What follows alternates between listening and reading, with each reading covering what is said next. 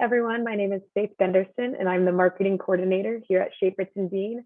Welcome and thank you for being here. We know you're busy, so we appreciate you giving us your time. To make the most of your time, we encourage you to ask questions and participate by utilizing the chat box. Thank you, Faith. I'm Doug Dean, owner and managing partner at Schaefer Dean, and we're delighted to have you with us today. One thing that we're proud of at our firm is that we try to find ways to give back to the real estate agent community that we serve. One way we do that is we teach CE classes, typically several times a month. Another way that we do it is by hosting our Business Builder Speaker Series. These are 1-hour sessions, the third Wednesday each month at 1 p.m., where we line up a speaker that we think is going to be engaging, entertaining, and bring content that's valuable to you as the real estate agent. Before I go ahead and welcome Steve, I want to let you all know about next month's Business Builder with our very own Doug Dean. He will be presenting top 10 legal issues real estate agents need to know. So we invite you on July 21st at 1 p.m. You know, nobody wanted to take next month because Steve Beecham is a tough act to follow, but hopefully I'll have a month in between so you won't remember how good he was, and I'll see if I can be half as educational, engaging, and entertaining as my friend Steve. But I'm looking forward to presenting top 10 legal issues that you as a real estate agent need to know, and that'll be our next session, Wednesday, July 21st, 1 p.m. next month. Welcome, Steve Beecham, president of Hometown Mortgage, author, and Atlanta motivational speaker. My good friend, Steve Beecham.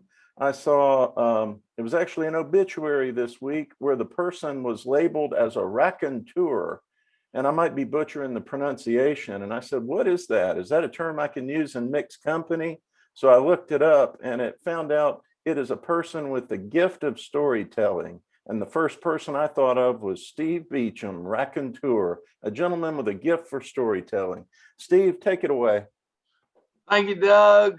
I really appreciate you having me on and this opportunity to talk to everybody. And can y'all hear me okay? Is my volume good? Give me a thumbs up if you're good. All right, sweet. So looks like we got some experienced people on here. So I'm going to spend a little time doing what I call sort of a baseline of where I'm coming from. And then we're going to do sort of a little bit of what I call the 6 things that you need to do in order to do a lot of referral business in your hometown. And then we'll take some Q&A. So it all kind of comes down to this one statement. And when one day I was in the at the doctor's office and my hygienist was cleaning my teeth and I was telling her, she was asking me about what I spoke about, and I told her, and she said, you know, that kind of reminds me of what my grandmother told me. I said, well, what did she tell you? She said, people don't fall in love with you. They fall in love with how they feel when they're with you. And I said, oh my gosh, that's brilliant. I love that statement. And so that's kind of the driving force behind a lot of this stuff that we're going to talk about today, is making people feel really good about being in your presence, because if they trust you and they think you're knowledgeable, then you're going to be the first call. And that's what we're all looking for, is we want to be that person that people call when they've got a house to sell, especially in this particular market. So I want to kind of run through real quick. So I've written a couple books, and the first one I wrote is called Bass Ackwards Business. And what brought me to that book was the theory that you don't have to hustle people. You just need to help them. And if you help them, they'll refer business to you. And a lot of us don't do that. We just get out and hustle, and we buy leads, and we do a lot of stuff, and we're just hoping that those calls are going to come in and we're going to turn those calls into it. And I wanted to create a system where I didn't have to hustle anybody. I didn't have to buy any lead generation. I just wanted people to call me and say, hey man, I want to spend money with you. And so I'm going to run through that little bit of that system with you today. But the main thought behind that is that I can't spend money with you if I don't know you exist. And so what I see today in the real estate market is you have a lot of people that are agents and they have their license and they call me and they're like, man, could you believe my next door neighbor listed with so-and-so? And I'm like, they probably don't even know you're in the real estate business, or you're not doing enough to let them know that you're smart in the real estate business, or that you're actively looking for real estate deals. Because a lot of people have their license and they just think people are going to call them. So you've got to be thoughtful about the fact that people, if they're not up to speed on the fact that you're looking to do real estate, then they're not going to refer you any real estate. And so Bass Ackwards Business is about getting out and helping people. So not having to go next door and say, hey, I'm in the real estate business. Next time, somebody wants to list your house, I really like an opportunity to do that. I don't want to do that. I don't want to say, hey, I need a mortgage. Do you know anybody needs a mortgage? I want you to be able to help that person in whatever's going on in their life. And if you help them and help enough people around you, then karma kind of kicks in and a certain amount of people will refer you business. So whenever I'm slow, the first thing I do is start looking for as many people as I can to help. And what I mean by helping is, I mean, you help them in all kinds of ways. You might help them because their kid needs to learn how to ride a bicycle and they're not doing a very good job of teaching them. Maybe their kid needs to learn how to swim or dive at the pool. Maybe they need a referral for their flower shop or their dress shop, and maybe you go out and help them with that. But anyway, you want to be sort of Santa Claus for all the people in your network. You can't just sit at home and expect people to send you business. You got to go out and be Santa Claus, be somebody's national sales manager, promote them as much as you can, help them as much as you can. And if you do that a lot of people will refer you business. And I'm living testimony that works, because that's been my whole system for the last 25 years in the mortgage business, and it works. The other thing is that we don't paint a picture to other people of what it is we're looking for. So we assume that people understand, because I'm a real estate agent, that they know what to send me. Well, it's like me in the mortgage business. I don't want you to send me somebody's single wide trailer up in Dawsonville. I really don't want to do that deal. And I don't want to do some rapper's $5 million house on West Paces Ferry either. Those are really not my sweet spots. So I've got to find ways to paint pictures of the people or the situations that I'm looking for, so that when you see it as my neighbor, you go, oh, I need to call Beach about that, or I need to tell them to call Beach about that. So think about the pictures you paint people. Like when I meet somebody, I'll say, hey, who's your favorite real estate agent? And they'll say, oh, Mark Broyles is my favorite real estate agent. And then I'll say, man, I'd love to meet him. I've never met him. Is he fun? Is he a good guy? Oh, yeah, he's a great guy. And so that's how I get my referrals to real estate agents. I don't tell people, hey, if you know anybody that's a real estate agent, tell them to call me. I want their favorite real estate agent. So get better about helping people as much as you can and giving people a picture of, if they see something, if you see that picture, it'll make them think of you. And to me, that's a game changer for most of us, because we're still talking real estate talk with our people. We're not talking it in their language of what they're going to see in their day-to-day life. Then I wrote a book called Buzz. Well, let me stop here. There's a guy named Adam Grant. If you've never read his book, Givers and Takers, you need to get that book. And he's a Wharton psychologist, and he writes a lot of great books. But this book really touched me, because what he said was, nobody likes a taker and everybody likes a giver, but some givers are not doing very well in business. But then some givers are doing exceptionally well in business. And what he broke down was this, is that a lot of us are just average givers. And what he means by that is, somebody calls you and says, hey man, I'm setting up for the PTA meeting at the school. A couple people were supposed to come and help me and nobody showed up. Can you come help me set the chairs up? And you go, okay. And you go over there and you set the chairs up and you leave. And then you wonder why that person never referred you anybody that they ran into that was buying a house. And you go, man, I helped him and he's not helping me back. But Adam Grant says the ones that get the referrals Or when you get that call to come help them set up chairs for the PTA, you say, man, I'll be there in a minute. And then you go grab a couple of high school football players and you and 6 kids show up and you knock those chairs out. And then you say to them, what time you want us back to put them back up? And they go, wow. And a wow is where the referral kicks in. When you create a wow within somebody, then they seek to reciprocate. And so that's where reciprocity comes from. So you want to spend your time wowing people. Then I wrote the second book, Buzz. And what I realized was there was a conversation going on about me out in the public amongst my friends and peers that I was unaware of. Some people said Steve's great. Some people said Steve's not so great. So I say that we all have buzz in the community. We have buzz amongst our friends. We have buzz in the neighborhood. We have buzz at the office. And so what I want you to start thinking about is, what is your buzz? Do you have good buzz or do you have bad buzz? If you have good buzz, is it the kind of buzz you want? If you have bad buzz, then how can you change that bad buzz to good buzz? And so what I realized was, first, we got to understand what people are saying about us. And then we got to say, does that mean that if somebody hears that buzz, that they'll send me a deal? And sometimes that means that they're buzzing that he's a great real estate agent or he's a great mortgage guy. But sometimes that buzz is about he's a great parent, and there's nothing being said about you being a great real estate agent. So you need to understand what the buzz is about you, and you want that buzz to be you're a great real estate agent. So you have what I call personal buzz and professional buzz. So some of the personal buzz are you're a good person or you're a jerk. You know, professional buzz is you're a great real estate agent, or I hear they're a part-timer. And so you got to know that. And then once you know that, then you can do what I call drip your buzz. And which is hard for a lot of us because we were all brought up that if there was any bragging that was going to be done, then somebody else was going to do it for us.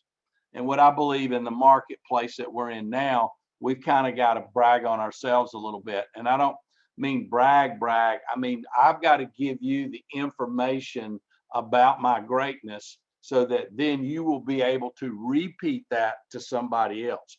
Because if I don't give it to you, then you're not going to know. Or if my assistant doesn't give it to you, or if my wife doesn't give it to you, then how can you know that I'm a top producer, or my customers love me, or whatever the things are about me that are great about me being a mortgage guy or you being a real estate agent?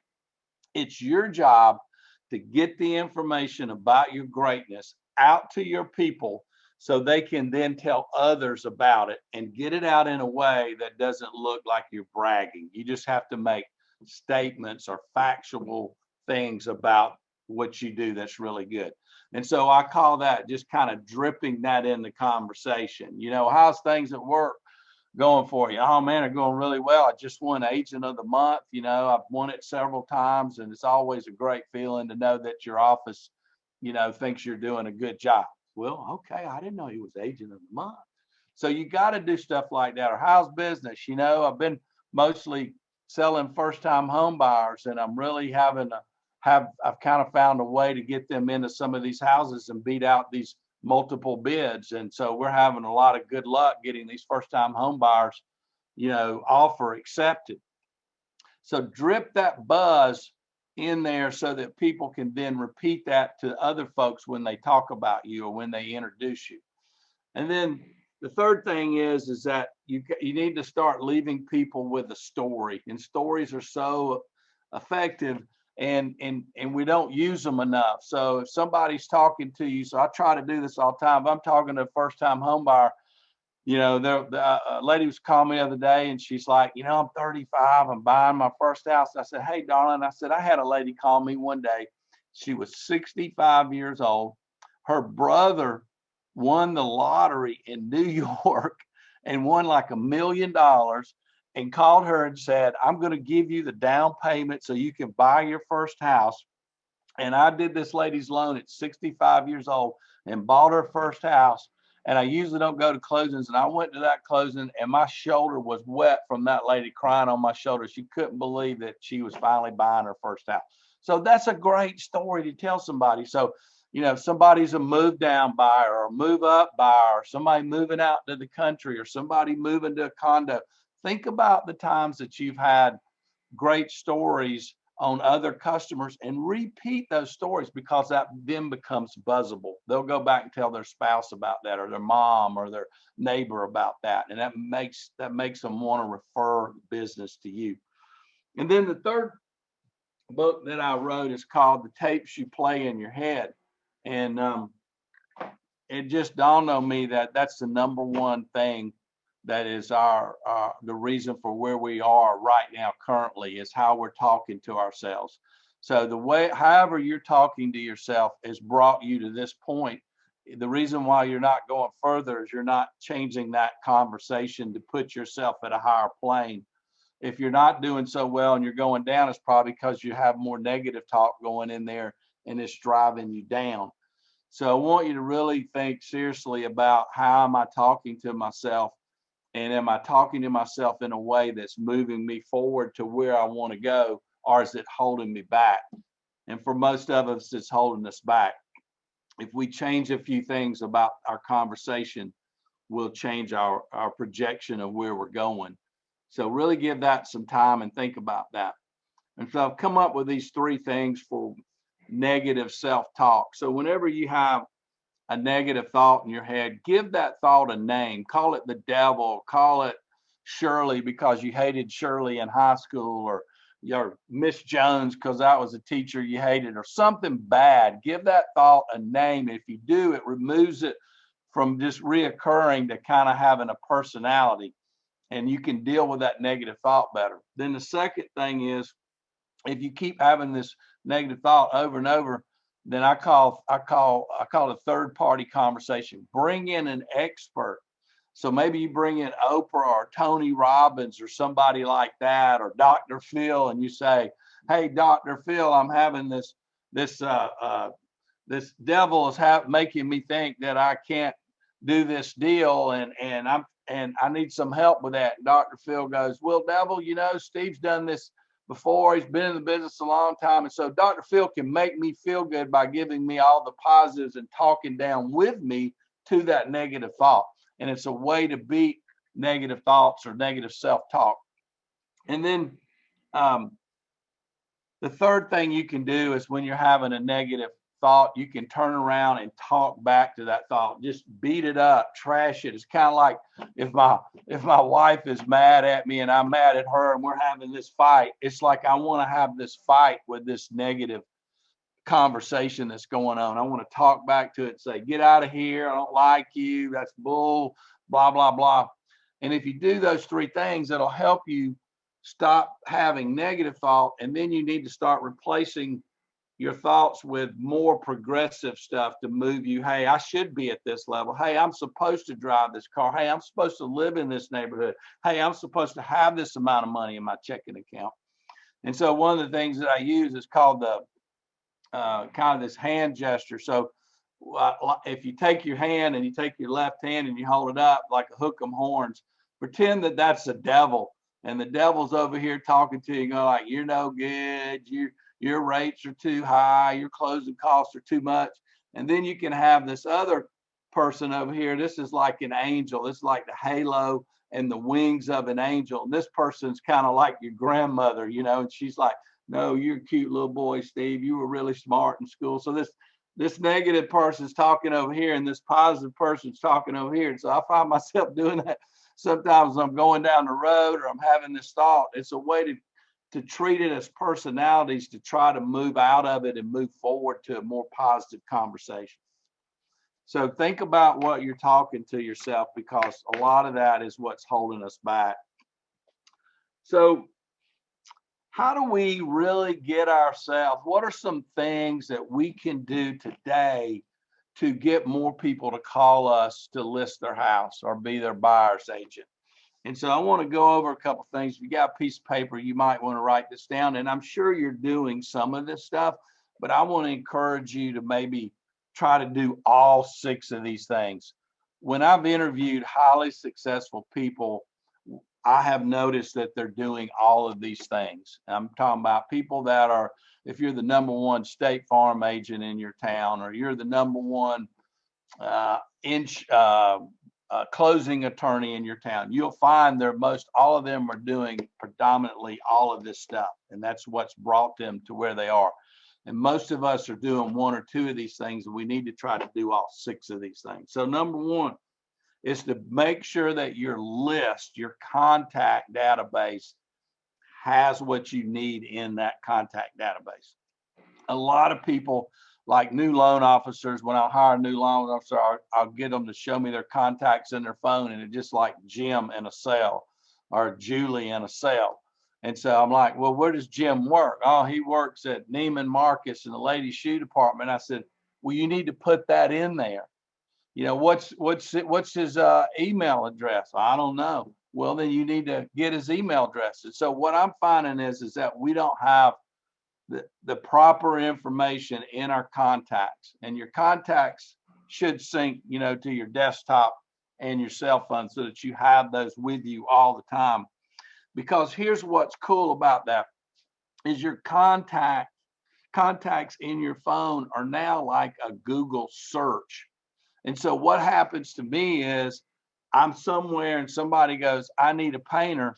So I go to my phone and I type in painter, and all these painters show up that are the people that I may refer this person to. But if I don't put painter by Jose Mendez's name, then I'm not going to remember Jose. If I just got Jose, that he's a painter. And so what I want you to think about is when you put these contacts in there, put in there on their company line or their title, put as much about them as you can. He's a painter, he's a framer, he does gutters and roofing. Put all of that information in there, because you will find that you'll be able to give out 10 times more referrals if you have that. The second thing is you don't want to give the same person all your referrals. You want to have multiple painters, multiple plumbers, because somebody in Cumming that does plumbing is probably not a guy that's going to go to Brookhaven to do plumbing or go to Douglasville to do plumbing. And so I try to have plumbers in different parts of my world so that I can hook them up closer geographically to where they're located. Same thing with a painter. You got some painters that are really inexpensive. You got some painters that are very expensive and do a lot more detailed work. So you need to know all that, but it needs to be in your contact database. And so that's number one. Do you have your contacts filled out, and do you have what that person does? So if that person works for King and Spalding, then what do they do at King and Spalding? So if you work at King Spalding and I meet you, I'm going to put King and Spalding, attorney divorce, attorney acquisitions and mergers. I'm going to put something else about you in there instead of just King and Spalding, because I'm going to somebody's going to say, hey, I needed a acquisition and mergers attorney. So I'm going to type in attorney acquisitions, and then that person's going to show up. All right. Number 2, each year, start off the year with the top 100 people that you want to meet that year that you don't know. And these have nothing to do with people that are particularly going to buy real estate through you. And what I mean by that is that you can't grow your business unless you are prospecting some way. And so for me, the way I do that is I become curious like a 10-year-old, and I just like to meet new people. And when I meet them, I want to try to figure out how I can be their national sales manager, or I can be Santa Claus for them. So each year I build a list of 100 people that I want to meet. They're people like maybe the mayor of my town, like I didn't know the finance director in Alpharetta, so I wrote him on my thing. So I've since went and met him. I might not know the police chief. I might not know the fire chief. I might not know the principal at my kid's school. I might not know the person that's head of my HOA in my neighborhood. I might not know my next door neighbor. I might not know the guy that drives a red Volkswagen Beetle that I like that parks in my parking lot. I might ride by a place of business and I see that it's something that interests me. Maybe they got a bunch of antiques outside, or maybe they've got for me, a bunch of motorcycles or something, I'm going to pull in there and just be curious, like, hey, I just ride by here. I just really like to meet you. I'd like to know more about your business because I want to try to send you some people. And when you go in with that attitude, nobody ever says, get out of my office. So build you a list of the top 100 people that you want to meet and try to go meet those people every year. And then I've got a thing I call Beech's Pocket Plan. And any of this stuff, if you want some of it, email me and I'll get it to you. Beech's Pocket Plan is your sphere of influence. So if in my world, I got to think about 360 degrees around me, who are the people that I'm going to touch and what professions do I need to have? So being an agent is pretty much everything. Somebody moves into town, they're going to need a dentist, they're going to need a veterinarian. Somebody's buying a house, they're going to need a painter, they're going to need gutters, they're going to need garage doors. So all those classifications, you need to make sure that you have somebody. If you don't, there's an excuse to go meet garage door guys. Call everybody, who's the best garage door guy, who's the best garage door guy. Go meet that person, have lunch with them and say, hey man, I want to send you some business. Who do you refer your real estate stuff out to? Or if you go to somebody's house and you're replacing the door and they're saying, yeah, we're about to put the house on the market, man, I'd love to know about that. I just painted them a better picture. So make sure of all the categories of people that you're going to refer to that you have 1 to 2 to 3 people in each one of those categories. So that's a way to prospect. Do you have a newsletter? You've got to put out something on a weekly basis to your customers, and they don't want to see your regular office newsletter about spring cleaning and time to plant your flowers and stuff. Because if they're like me, they're going to get more than one. And so I'm not saying don't do that, but that's not where the value is. It has some value, but the real value is you putting out your own newsletter. Come up with something that you're into. Maybe you're renting a lady. She likes to take her dog everywhere. It's got one of those little dogs in her little purse. And she says, not every restaurant will let me bring my dog in. And I said, well, then you just start writing a newsletter every week about where you went that lets you bring your dog in. And they had a dog bowl and gave him a dog biscuit. And while you're there, take a picture with Jim, the owner, and say, this is Jim, and he owns ABC Sandwich Shop, and he loved me and my dog coming in. Or maybe you're into golf or whatever it is, just something generic that you have fun writing about, and you put that out, because then everybody you meet just say, man, I do this newsletter on where you can take your dog to eat or great golf courses. I'd love to send that to you. And so people will always open that. People will read that and they won't delete you. So newsletters are about not getting deleted. Most of the highly successful people I know are doing some sort of newsletter. And then you want to do stuff on social media. And a lot of people are scared to do that. And so the way you got to look at social media is Gary Vaynerchuk, Chuck or whatever his name is, if you've never followed him, he's kind of pioneered this. And he made a statement that really affected me. And he said, if CBS called you and said, hey, Steve, tomorrow you can run as many ads on our TV station as you want to. He said, how many ads would you run? And you're like, man, I'd run one every 5 minutes if it's free.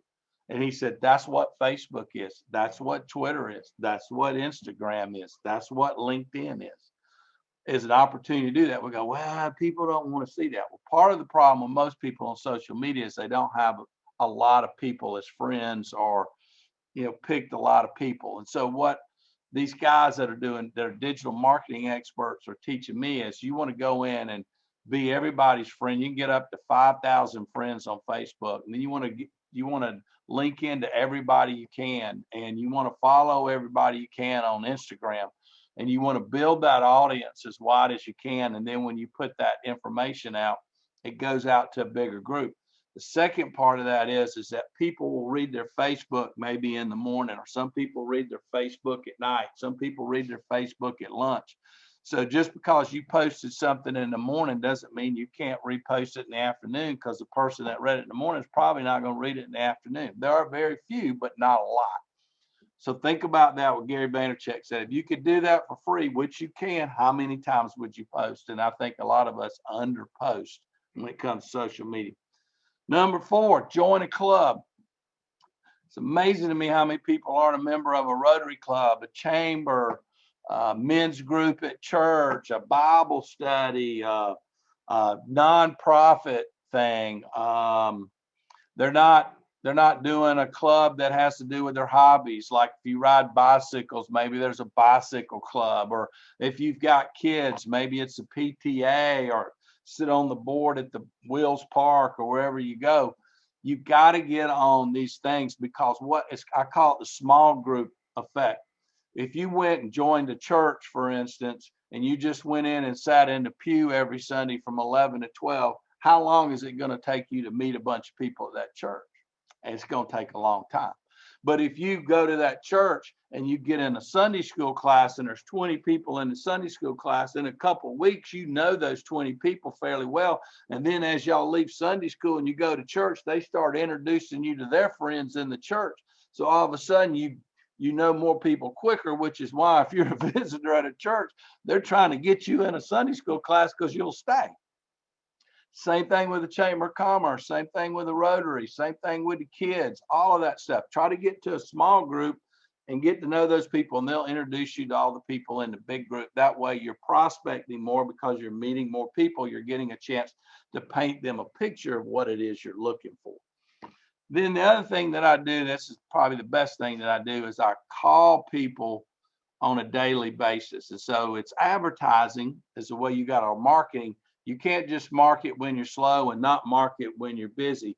You've got to put it in your schedule that you're going to do X amount of marketing every day. So every day I call 10 to 20 people.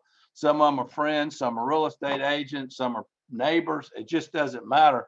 And after I call them, I move them off to when I want to call them again. I keep all that on my Outlook, on my calendar. There's no CRM stuff. But I'm talking to 10 to 20 people every day, and I'm repeating that maybe every 6 months. So I'm talking a whole bunch of people, checking in with them. How you doing? Just thinking about you. And that generates a tremendous amount of business for me. And number 6 is really think about your social media presence and trying to educate people through social media. Because we know something about an industry, we assume everybody knows what we know. My son came to work with me about 2 years ago in the mortgage business. He didn't know much. And so I said, every time you learn something, that's a video or that's a post, that's something you write about.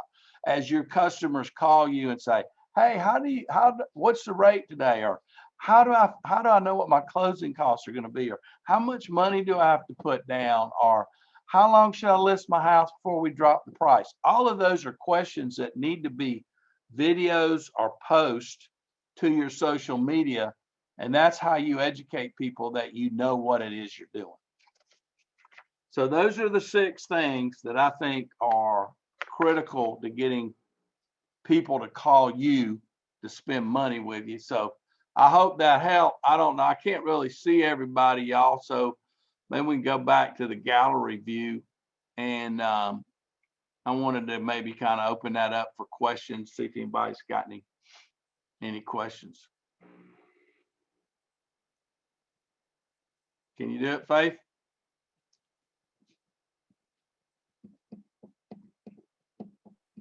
Sorry. I think I had spotlighted you on the video, and I've taken the spotlight off for you. So you should be able to pull up a gallery view. I can't see it. If you go in the right-hand corner where it says view and you click that, it should give you the option for gallery. Got it. Perfect. All right. Anybody got a question, thoughts, ideas? Did it help you? Steve, I always start with, you've touched on a lot of things. Where do we get started? What's the first thing that we should do? Make sure that you've got in your database how somebody is going to ask you about that person. So that if you're somewhere and somebody says, I need to buy some tile for my bathroom, make sure that the person that you would refer them to, that tile, bathroom, and kitchen is in their name of their business. I think to me, that way you can give out more referrals. All right, so start by going through our contacts and make sure we've got good data. And I think you mentioned that was one of the first things you do with your new salespeople is go Right. through their contact list with them. I think that's critical because you're always hearing people. I mean, all you got to do is go on to things like Nextdoor or join some of these groups on Facebook, and people, local people, like we got one here in my area, and the people are all the time, I need a painter, I need a plumber, you know, I need a real estate agent, I need a mortgage guy, and you want to be able to give them somebody for every category. Because as agents, you touch so many opportunities to refer people, especially subcontractors.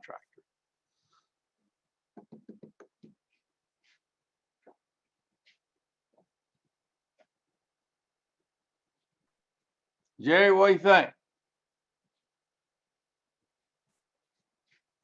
You know, I love what you had to say, and I think there's a lot of agents in this business, at least in my business, that I know they don't have a database. I know they don't, and I've been doing this since '03, and I've only worked by referral, and it's because of the folks I had in my database to start with.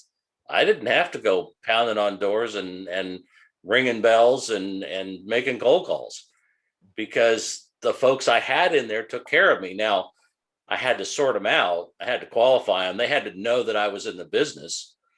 And there were some that I was surprised because I was mailing stuff to them all the time and they didn't know I was in the business. But they didn't associate those two things together. And one day it came to me and it's like, oh, I really need to tell you who I am. So that was, you know, just a reminder to me. I like the idea too of the top 100 list of folks you're going to meet in the new year. I don't have that, and I haven't done that, and I think that's just a cool idea. So It's an easy way to meet people because there's no agenda. yeah, Right? exactly. Yeah. Yeah, you're there to help. What can I do for you? How can I help you? And I'll tell And- them, if they got a business, I'll say, hey, I've got a newsletter I send out to about 5,000 people every week. And, you know, if I can send them anything about your business, or if you've got a nonprofit that you're involved with and you're raising money for, let me know about it. I'll send it out to my people, and people go, oh man, that's cool. Yeah, thank you. Yeah, I like the social media presence, the last thing that you mentioned, just to show what you know to the public. Don't know if you're familiar with Ray Edwards. He's a copywriter. He teaches copywriting, and I've been studying his stuff a long time. He talks about micro content, sending out just a little bit of stuff on social media. This is what I'm doing. This is what I'm working on. This is where I'm at. And I like that idea as you take on a new loan officer and he says, you know, I don't know what I'm doing. Well, as you learn something, now's an article you can write, or here's a blog thing you can do. And I've been blogging for years. I use that stuff and it's a lot of fun. I also use Facebook just to make people laugh. I have people tell me all the time, I like the stuff you post. And any of you are welcome to come look, take a look at what I post. I spend time looking just to see what I can do to make you laugh. and it makes them come look at my feed, and they'll find real estate stuff in there too. So it's a good time. Good. I have a question, Steve. Yes, ma'am. I have people that call me for, lots of things. I always say, just call Myrna, just call Myrna. So that's my little tagline. Mhm. But how do you keep from being just a person that people come to for information and not use you? Because I found that can be my struggle. I think I give too much information. I don't know how to give a little bit because I'm so helpful that I guess I move myself out of the position where they need me. So go through the mind of the person that's calling you. So I'm saying, God, I need a new desk. Who do I know? Oh, Miss Polk, she used to work at a desk place. She'll know where I need to get that desk. So I'm calling you because in my database, you're the first name that comes to me to help me solve my problem. And this is what Adam Grant's book was about. So I call you and you give me the answer and you solved my problem. But I kind of thought that you would have that answer, which is why I called you, right? So there's no wow there. All right. So what you could start doing is what I call direct connect. Okay. So somebody calls me. So I'm thinking I need a desk, and I call you and I say, hey, didn't you used to work at a desk place? Where would I go buy a desk? And you say, you know what? My friend Shelly still works over there where I used to work. Hang on one second. And you do a 3-way call right then. Shelly comes on the line, say, hey, Shelly, I'm here with my good friend, my neighbor, Steve, and he needs a desk. Steve, tell her what you're looking for, whatever. And I just stay there and let them have that conversation. If I call her and I get her voicemail, hey, Shelly, I'm calling you. I got my buddy Steve on the line. This is what he's looking for, blah, blah, blah. Steve, leave Shelly your name and number. Tell her what you're looking for. So he leaves that on her voicemail. She's going to call him back because he basically said, please call me. And then that way I go, wow, not only did she give me the answer, she went the extra mile, which is what Adam Grant is saying is if you just give them the answer, you just help them. They're calling you because they think you can help them. But if you just help them like they wanted to, there's no wow there. There's no reason for reciprocity. You got to do the extra step. Does that make sense? Good. Yes, it does. Thank you. You're welcome. Anybody else? How about James Kane?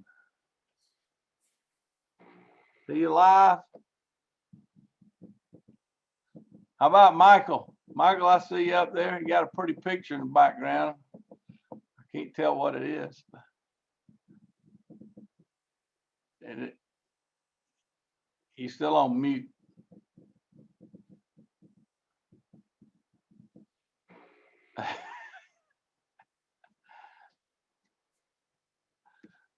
Well, maybe we'll figure I have it a out. quick question. Okay. Hey, How do you, hi, how do you overcome like the part-time, I guess, obstacle? People think you're only doing it as a hobby or it's just a part-time thing, but how do you overcome that in terms of getting more leads? Being truthful. So, I mean, you're part-time because that's the way you want to keep it, or are you part-time till you can go full-time, or what's the? Until I can grow the business and get, get more steady income. So I think we're always afraid to tell people the truth. And so I think what you got to tell them is, hey, I want to get in. I'm trying to bridge from my job into real estate full time. And so I'm looking for opportunities where I can work with people after hours and on the weekends, which a lot of agents don't want to work on the weekends, but I do because I'm trying to grow my business. So if you know anybody that can work with me on that, I would really appreciate their business because one day I'll be full time. And I think people love that, right? Okay.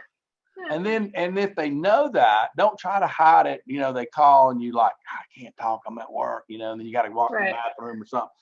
Don't hide that because it's the same thing. You know how you see agents that once they start getting pretty good and pretty successful, a lot of them are doing that stuff where you call and they go, if this is between 9 to 5, I'll call you right back. If it's after 5 o'clock, I'll return the calls tomorrow, right? And basically, the whole thing is that I'm telling you, I've got personal time and I've got professional time. It's really the reason why you do that is because you can't just be on all the time. And some people don't think you should be on all the time. But I think if you tell them the truth, I mean, for me, I love that. I love seeing somebody that's hungry and is working a second job and trying to do better for themselves. I really want to support that person. Okay, And thank you. Yeah, and some people will say, you know what? I need to go do this thing Monday through Wednesday because I'm only in town for the next 3 days, and you're not going to be able to help me out. But that's cool. Right. All right, thank you. I hope that helped. Anybody else? Mike, Tony, Anthony, Mandy? I can't see all the names.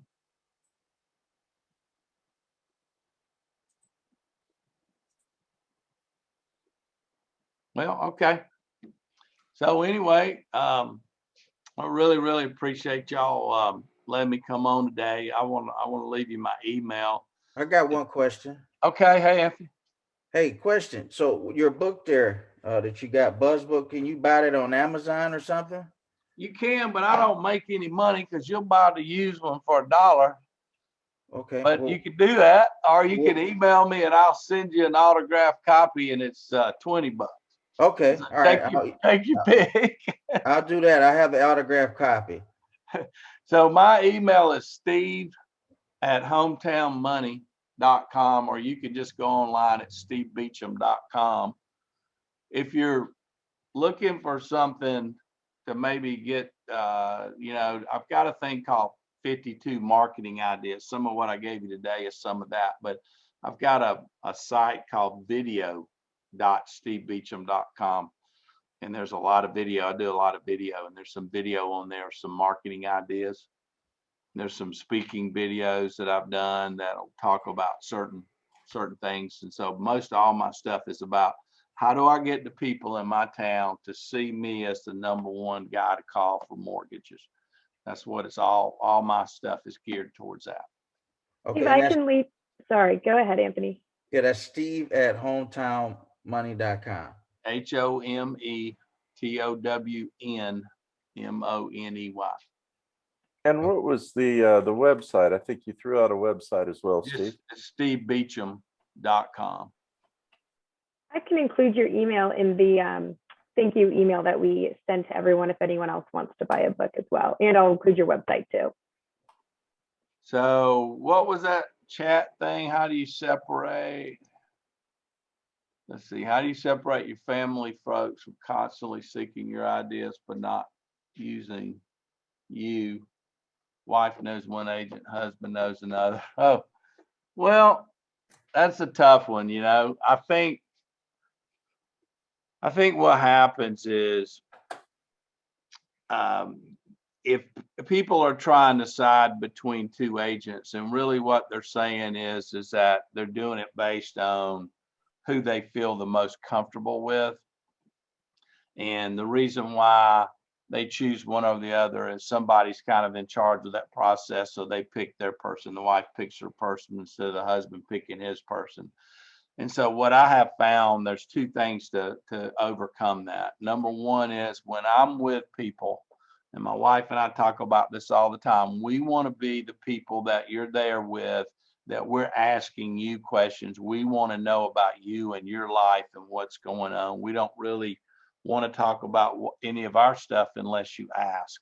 And so psychologically, you get in a conversation with somebody and you say, hey, have you been to the beach this summer? And they go, yeah, we just got back from Jacksonville. And while they're saying that, you're thinking to yourself, yeah, we just got back from Destin. Are your kids working this summer? And you're thinking, yeah, well, my kids are working at Chick-fil-A and Dairy Queen, So I call this like a nowhere conversation. They're talking and you're talking and nobody's really listening. You're just asking them a question so you can give them your answer to that question. And so it's a really difficult thing to do is to step back and just say, how are you doing? How's your kids doing?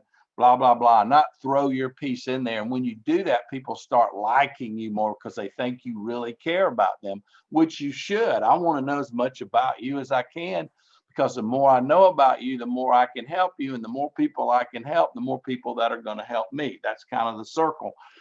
And so when you've got a husband and a wife and they're trying to pick agents, if you've been the one that's been doing the information online and mailing them stuff that says, here's my knowledge, this is what I know, and when I see you, it's about you, then you'll always win that pick. Or 90% of the time you'll win that pick, because both of those will say, we want to make sure we get the most for our house. We want to make sure that this person tells us what we need to do to get it in the right shape, blah, blah, blah. So that goes to knowledge. We want a knowledge boy. We know they know a lot about this neighborhood. They know a lot about this school. That's how you educate your people, through writing stuff, social media, videos. And that's what a lot of people don't do. Like I said, we assume that we're in this business and everybody knows what we know. And the answer is they don't. They don't have a clue. There's a lot of generic stuff out there, but the more in-depth, the little mini stuff like Jerry was talking about that you can educate people on, the more opportunity you're going to get.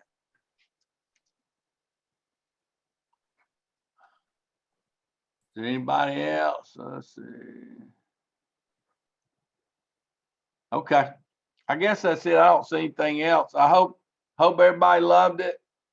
And if y'all are ever doing something where there's a regional or national meeting or something and they need somebody to come in and speak, I'm painting you a picture now, like your national real estate office or something like that, where they pay somebody to come speak. Y'all let me know, because I'd love to have the opportunity to send them some of my stuff and see if I can't come do that. So thank you, Doug and Faith. I really appreciate it. Steve, likewise, we appreciate you. Thanks for painting us a picture of how we can help you. It'd be a privilege and an honor. And thank you for taking your time today to speak with us. It's been a lot of fun. Now, we do record our Zoom classes. So we're going to post it on our YouTube site here within the week or so. So you'll have a chance to go back and replay, listen to anything you wanted to hear again, or share it with somebody that couldn't attend today. But Steve, thanks again so much. It's great to see you, my friend. And we will get it posted on YouTube. And tune in, same bat time, same bat channel next month, Wednesday, July 21st, 1 p.m. And I'm going to talk about 10 legal issues that real estate agents need to know and think about. So I look forward to seeing you next month. But thank you again. And as I always say, I have a weekly meeting with my attorneys, and I end with, go out and make it a great day. Don't sit back and wait and hope it's a great day, but go out, take some action, and make it a great day. So that's my call to action for you. Go out and make it a great day. Thanks again, and we will see you next month.